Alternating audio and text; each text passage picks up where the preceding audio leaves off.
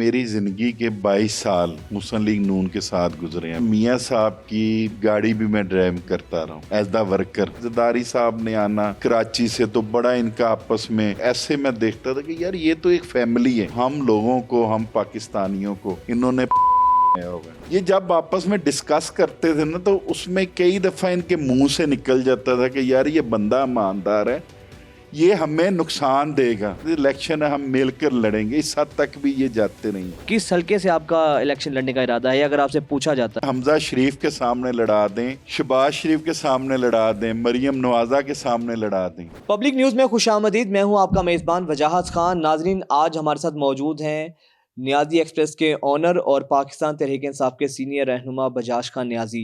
और बजाज खान नियाजी साहब का मैं ये भी तारुफ करवाता चलूँ कि बजाज खान नियाजी पर जिस तरह पर्चे हुए, जब 25 मई को इससे पहले लॉन्ग मार्च था, उस लॉन्ग मार्च से पहले इनके घर छापे मारे गए, गिरफ्तारियां की गई, गिरफ्तार इनको करने की कोशिश की गई और लाखों रुपए का सामान इनके चादर और चारदीवारी के तकद्दुस को पामाल कर कर पुलिस ले गई। उसके बावजूद भी ये पाकिस्तान तहरीक इंसाफ के साथ डटे रहे।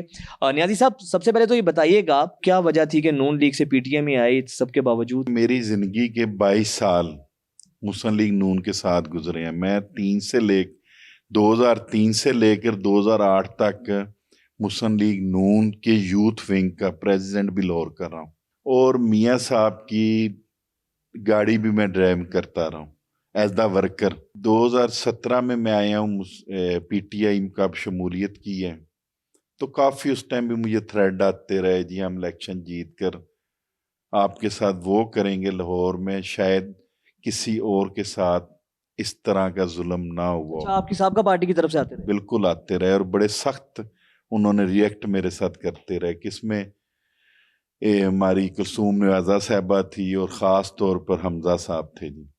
क्योंकि जब मैं मुस्लिम लीग नून में था मियाँ नवाज शरीफ साहब के साथ अटैच, तो मुझे समझा जाता था कि ये नवाज शरीफ ग्रुप का है। अच्छा। और हमजा शरीफ साहब ज़हनी तौर पर बड़ी उस टाइम मेरे ऊपर सख्ती करते थे। उसके बाद इसी तरह राइवेंड में मरियम नवाज ग्रुप भी है। अच्छा। वो मरियम नवाज ग्रुप को भी तकलीफ होती थी कि ये 24 घंटे एक मुस्लिम लीग नून के आला क़यादत, नंबर 1 की क़यादत और सदर पाकिस्तान के साथ काम कर रहे हैं। तो आपको पता है, जब आप काम करते हैं, रिएक्ट देते हैं, अच्छा रिस्पॉन्स आता है, तो आपकी मुखालफत बढ़ती है। तो ये वाहिद मुस्लिम लीग नून एक पार्टी है जिसके अपने घर के अंदर ग्रुपिंग है। और थ्रेट जो थे हमजा शहबाज की तरफ से आते थे आपको? थ्रेड हमजा शहबाज की तरफ से भी आते थे और मरियम साहबा की तरफ से भी आते थे। किस तरह के थ्रेट्स?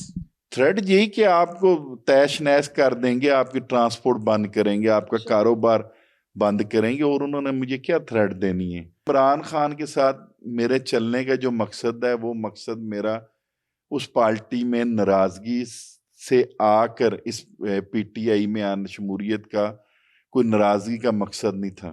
मेरे एक ज़हनी तौर पर इमरान खान बचपन से क्रिकेट के भी हीरो थे, कौमी भी हीरो थे हमारे पाकिस्तान के, तो उस हवाले से मैं वैसे उनका फ़ैन था। फिर जो वो बातें करते रहे कि यार आज 22 साल पहले, उस टाइम 22 साल हुए थे उनको 17 में, तो जब वो कहते थे कि यार ये वो चोर हैं या पार्टी के वो लोग हैं, ये सब इकट्ठे होंगे, मैं अकेला इनकी फाइट करूंगा।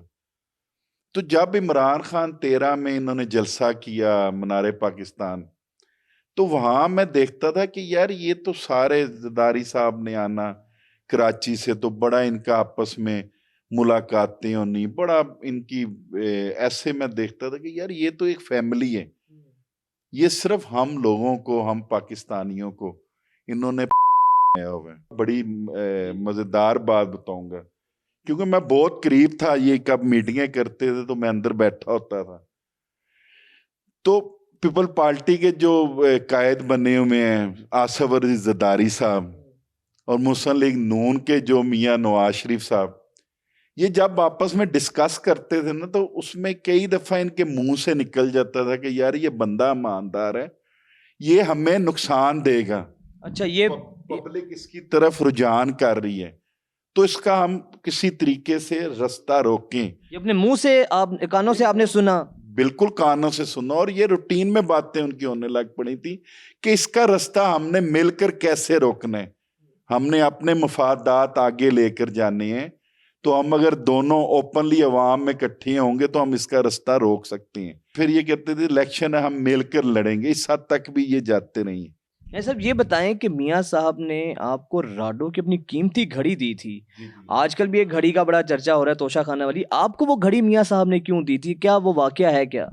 सर जी, वाकया ये है कि हम गए थे लाहौर से इस्लामाबाद, इस्लामाबाद से इन्होंने जाना था एबटाबाद की तरफ।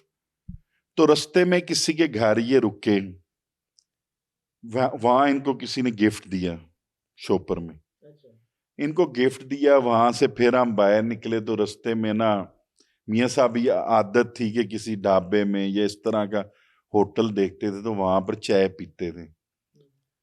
तो रास्ते में ढाबा नजर आया, अब हम चाय पीने लग पड़े। चाय पी कर गाड़ी में बैठे तो उन्होंने मुझे कहा, यार ये बजाज आपको गिफ्ट मेरी तरफ से।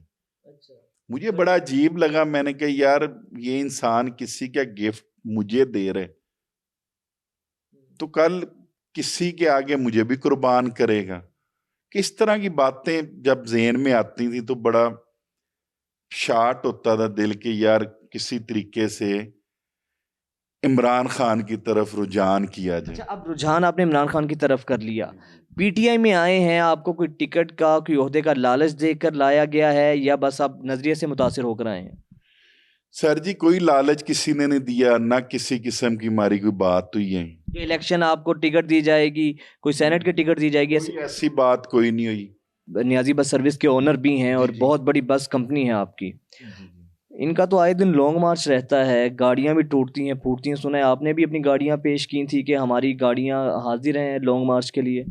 सर हमारी पहले भी हाजिर थी, अब भी हाजिर हैं। जब गाड़ियां न्याजी एक्सप्रेस की टूटी कोई दुख नहीं है, ऐसी के 100 गाड़ियां कितनी मेरे पास हैं, इमरान खान पर कुर्बान है।